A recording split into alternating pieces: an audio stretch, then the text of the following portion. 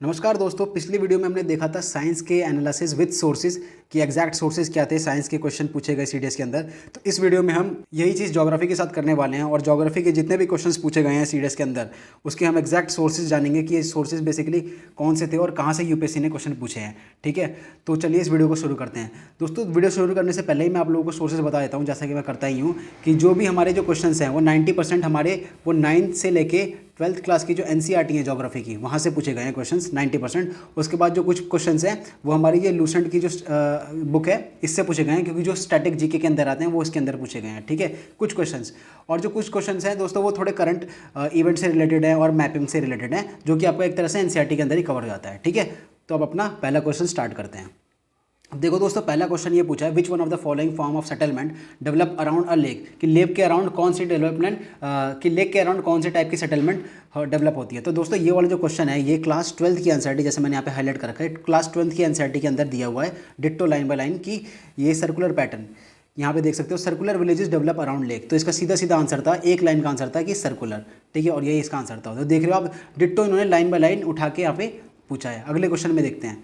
अगला क्वेश्चन पूछ रहा है ये, how can resources be classified on the basis of their origin, की ओरिजिन के बेसिस पे रिसोर्सेज को हम कैसे क्लासीफाई कर सकते हैं। बहुत लोगों ने इसका रिन्यूएबल और नॉन रिन्यूएबल लिखा है, बट ऐसा नहीं है। आप अगर 10th क्लास की एनसीईआरटी देखो, जैसा कि मैंने यहाँ पे लिख रखा है 10th, तो क्लास 10th की एनसीईआरटी ज्योग्राफी की, उसमें देखो यहाँ पे देख रखा है these resources can be classified in following veg on the basis of origin, जिसमें ऑरिजिन की बेसिस पे पूछा है यहाँ पे। तो ऑरिजिन के बेसिस पे यहाँ पे क्या है, बायोटिक और ए बायोटिक है। ठीक है, तो इसका करेक्ट आंसर होगा ए। नेक्स्ट क्वेश्चन में अगर हम देखें तो ये बोल रहा है कि identify the type of soil on the basis of given characteristic. ठीक है, इन कैरेक्टरिस्टिक जो ये बताएगा इसके बेसिस पे हमें सॉइल को डिफाइन करना है। पहला का कह रहा है, they contain a large proportion of sodium, potassium and magnesium and thus they are infertile. ठीक है, दूसरा कह रहा है, their structure ranges from sandy to loamy. तीसरा कह रहा है, they are more wide spread in western Gujarat, delta of the eastern coast and in Sundarban area West Bengal.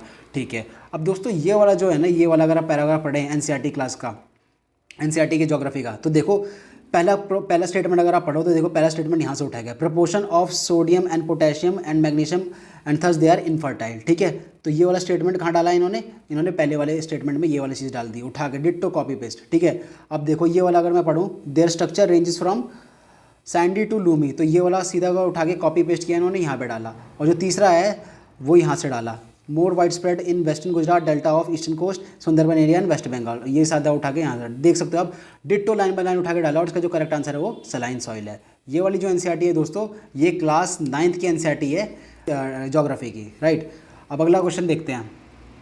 जो अगला क्वेश्चन है ये पूछा है इसने, which one of the following is correct order of clouds in ascending order, lowest to highest पूछा है of height from surface. ठीक है, तो अब यहाँ पे अगर आप क्लास 11th की एनसीईआरटी देखो, यहाँ पे जैसे मैंने मार्क भी कर रखा है, तो क्लास 11th की एनसीईआरटी में ये पूरा का पूरा दे रखा है कि जो सबसे हाईएस्ट क्लाउड होते हैं वो सिरस होते हैं। उसके बाद ठीक है, जो क्यूमुलस क्लाउड होते हैं ये कॉटन की तरह दिखते हैं। उसके बाद जो स्ट्रेटस होते हैं ये अपने लेयर्ड क्लाउड होते हैं, और जो निम्बस होते हैं ये डार्क और ग्रे होते हैं। ठीक है, और उसके बाद अगर आप ये पूरा पैराग्राफ पढ़ो, मैंने पूरा पैराग्राफ नहीं डाल पाया हूँ स्पेस की कमी की वजह से, तो उसमें ऑल्टो भी आ जाएगा, सारी चीज़ें भी आ जाएंगी। तो जो इसका करेक्ट आंसर है वो होगा डी। क्यों? क्योंकि जो निम्बो स्ट्रेटस होते हैं, निम्बो सबसे नीचे वाले क्लाउड होते हैं, तो सबसे पहले निम्बो आ जाएगा। उसके बाद जो ऑल्टो होते हैं वो मिड रेंज वाले क्लाउड होते हैं। राइट, उसके बाद जो सिरोक्यूमुलस होता है वो अपना उससे ऊपर, और जो सिरस होता है वो सबसे ऊपर। तो इसका हिसाब से 2413 इसका करेक्ट आंसर होगा।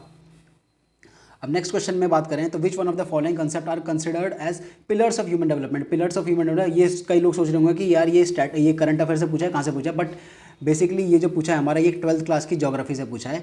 जो हमारी ह्यूमन ज्योग्राफी की बुक है 12th क्लास की एनसीईआरटी, वहाँ से पूछा है। ये देख सकते हो आप, केवल एक स्टेटमेंट में गिवन है, the 4 pillars of human development are, ये बोल्ड लेटर में लिख पे रखा है इन्होंने, equity, sustainability, productivity and empowerment. तो यहाँ पे सिक्योरिटी लिख रखा है, सिक्योरिटी होगा नहीं। ठीक है, 4 आप एलिमिनेट कर दो, यहाँ से भी, और 1, 2 एंड 3 हैं इसके। क्यों? क्योंकि इक्विटी भी लिखा है, सस्टेनेबिलिटी भी लिखा है और प्रोडक्टिविटी भी लिखा है। तो इसका जो करेक्ट आंसर होगा सी, ऑप्शन सी। ठीक है, अब अगले क्वेश्चन में करते हैं।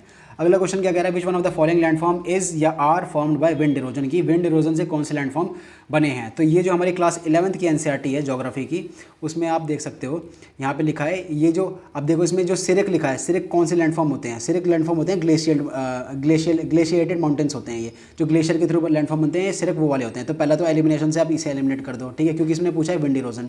ठीक है, जो स्टैक होते हैं हमारे, स्टैक आप देख सकते हो ये शोर प्रोसेस होते हैं, यानी कि जो समुद्र की लहरों से बनते हैं वो होते हैं। तो ये वाटर वाला बेस्ड हो गया। ठीक है, तो इसे भी आप वो कर दो, एलिमिनेट कर दो।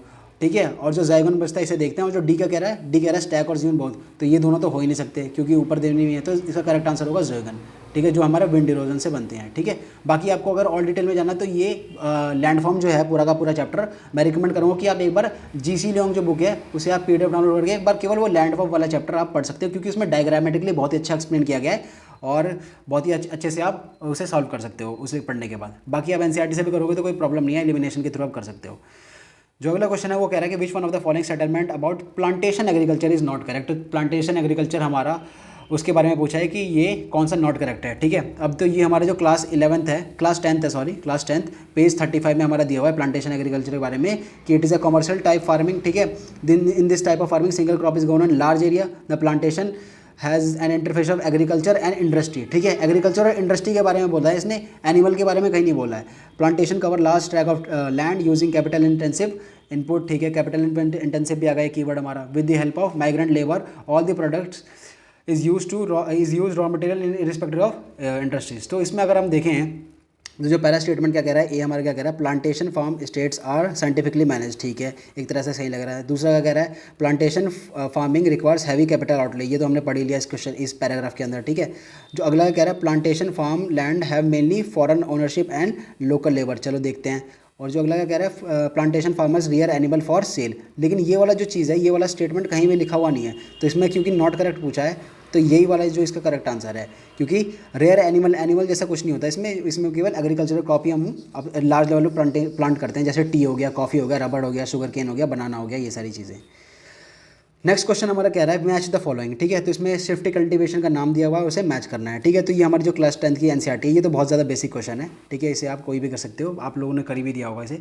तो बाकी जो अपना जो क्लास 10th की एनसीईआरटी है और जो 9th और 11th उन सब में भी इसका जिक्र है शिफ्टिंग कल्टीवेशन का, तो उसमें भी कर सकते हो आप। यहाँ पे जैसे आप रोका देखो अगर, तो रोका हमारा होता है ब्राज़ील के अंदर, ठीक है। तो ब्राज़ील हमारा ये होगा रोका का, तो ए का 3 हो जाएगा, ठीक है। उसके बाद जो मसोल हो गया, मैसोल या फिर मसोल जो भी बोलते हैं इसे, ये हमारा होता है सेंट्रल अफ्रीका, ठीक है। अफ्रीका के अंदर क्या होता है, ये मसोल होता है। तो अफ्रीका हमारा ये ज़ायर जो रीजन है ये अफ्रीका में होता है, तो सी का हमारा 4 हो जाएगा, तो ठीक है। तो ए का हमारा 3 हो गया और सी का हमारा जो ए का हमारा 3 हो गया और जो हमारा सी है, सी का हमारा 4 हो गया। तो इस लॉजिक से जो डी है हमारा ऑप्शन डी, ये इसका करेक्ट आंसर होगा।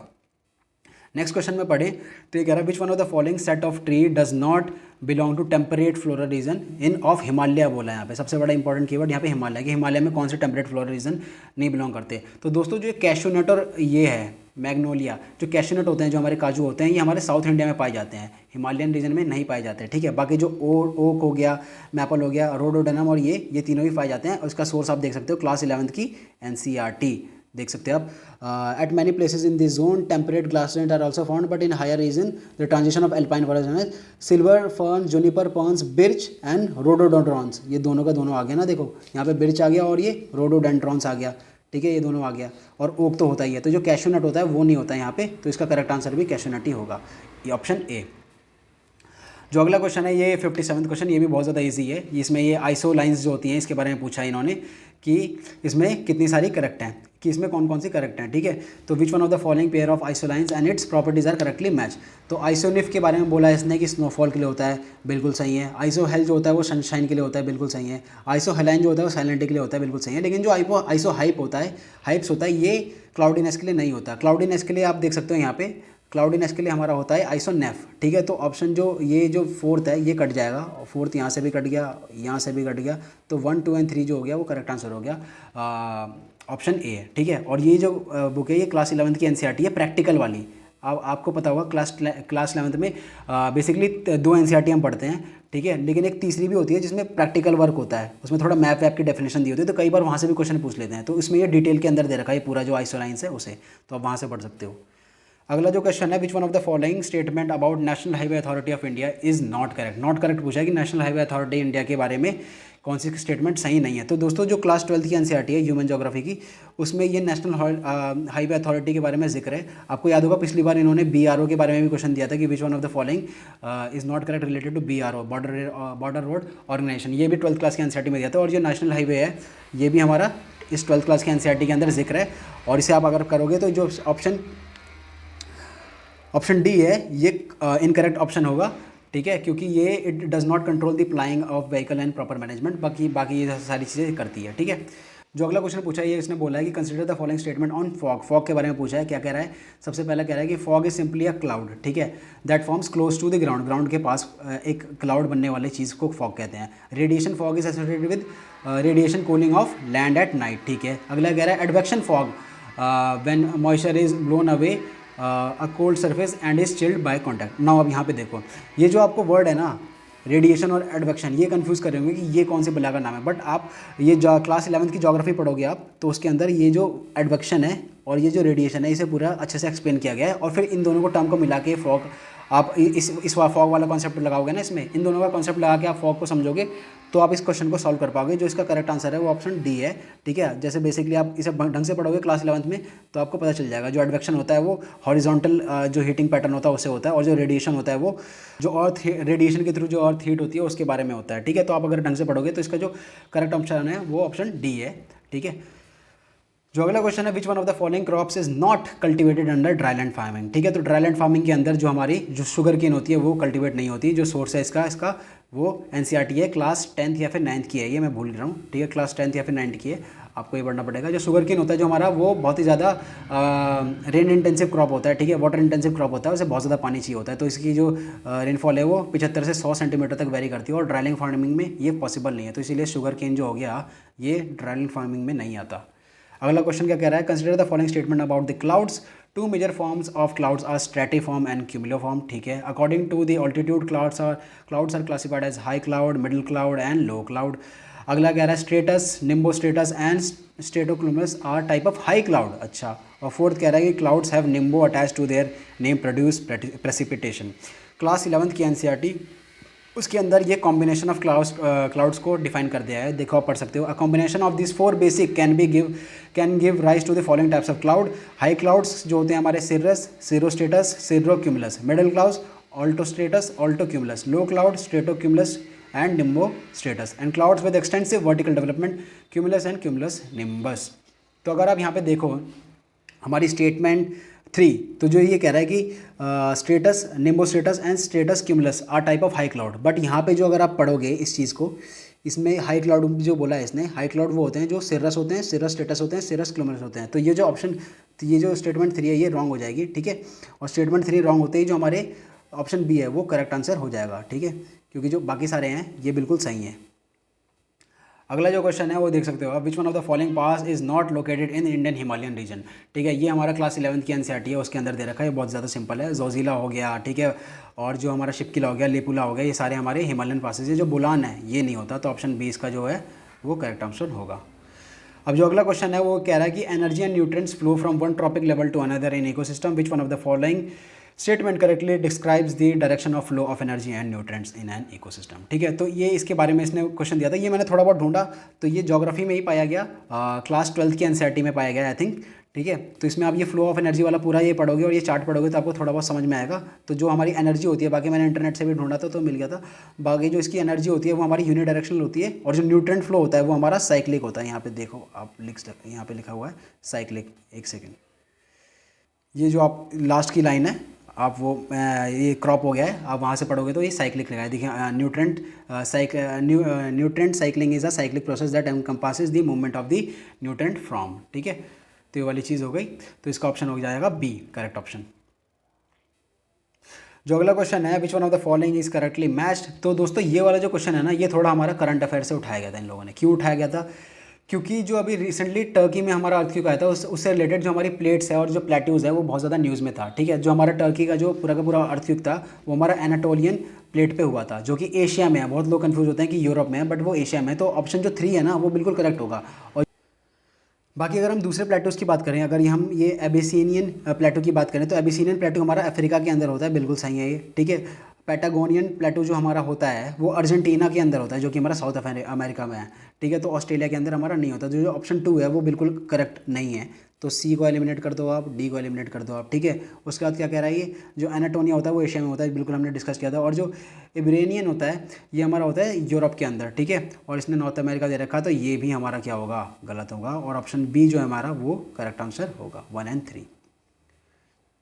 अगला क्वेश्चन जो हमारा है वो कह रहा है कि which one of the following pair of revolution in the agriculture sector and its production are correctly match. अब देखो ये वाले जो क्वेश्चन होते हैं ये मैंने ढूंढे थे एनसीईआरटी में, एनसीईआरटी के अंदर नहीं मिले। एनसीईआरटी के अंदर हमारे वाइट रेवोल्यूशन तो दे रखा है, ठीक है, जिसमें हमारा ऑपरेशन फ्लड जारी वो का जिक्र हो रखा है, बट ये जो पिंक रेवोल्यूशन है, येलो रेवोल्यूशन है और ब्लैक रेवोल्यूशन है ये नहीं दे रखा है, ठीक है। तो ये वाला जो है ये हमारा बेसिकली स्टैटिक जीके के अंदर हमारा आ जाता है, जो शायद आपको जो हमारी जीसी लियोंग ल्यूसेंट बुक है उसके अंदर हमें मिल जाएगा। बाकी जो इसका करेक्ट आंसर है आप देखोगे अगर पिंक रेवोल्यूशन तो ये मीट से रिलेटेड था, जो ऑप्शन 1 है वो इनकरेक्ट है, ठीक है। तो आप 1 को एलिमिनेट कर दो, ठीक है, यहाँ जहाँ जहाँ लिखा हुआ है। उसके बाद जो हमारा येलो है वो ऑयल सीड के लिए था बिल्कुल, और जो 3 था वो पेट्रोलियम के लिए था, यहाँ पे बायोडीजल लिखा है बिल्कुल सही है। जो 4th है वो हमारा एग प्रोडक्शन लिखा है। गोल्डन रेवोल्यूशन हमारा जो है वो हनी से रिलेटेड था जैसा कि आप देख सकते हो, तो जो हमारा 4th है वो भी इनकरेक्ट है। इसी के साथ हमारा जो ऑप्शन बी है वो हमारा करेक्ट आंसर हो जाएगा। अगला जो क्वेश्चन है which one of the following is the highest mountain in Africa. Africa के अंदर सबसे हाईएस्ट माउंटेन कौन सा है? ये जो अगेन है ये हमारा स्टैटिक जीके है उसका पार्ट है, जो हमारा ये लूसेंट का मैंने स्क्रीनशॉट ले रखा है। लूसेंट के अंदर ये हमारा देखो अगर अफ्रीका के बारे में इसने फैक्ट बता रखे हैं, और जो माउंट किलिमंजारो है ये हाईएस्ट माउंटेन पीक है। तो इसी के साथ हमारा जो ऑप्शन बी है वो हमारा करेक्ट ऑप्शन हो जाएगा। Which one of the following statement which of the following state capital is closest to equator. अब ये थोड़ा मैपिंग बेस्ड क्वेश्चन था जो हर बार यूपीएससी पूछता ही है, ठीक है। इसलिए कहते हैं कि आप ना मैप पे थोड़ा कमांड रखो। मैप में कमांड रखने का बेसिकली यही है कि आप अपने रूम में, स्टडी रूम में वर्ल्ड मैप और इंडिया मैप चिपका के रखो और इसे रोज़ देखो, ठीक है। तो जो अगर हम देखें तो कई लोग ने इसे हैदराबाद मार्क किया है कि इक्वेटर से क्लोजेस्ट है, बट क्योंकि आप लोगों को पता है कि इक्वेटर इसके नीचे है, यहाँ पे बहुत ज़्यादा नीचे है, तो इक्वेटर के पास में अगर देखें तो गोवा के अंदर जो राजधानी है इसकी पानाजी, तो वो हैदराबाद से पहले पड़ रहा है। तो इसीलिए इसका जो करेक्ट आंसर होगा वो पानेजी होगा, क्योंकि वो क्लोजेस्ट टू इक्वेटर होगा।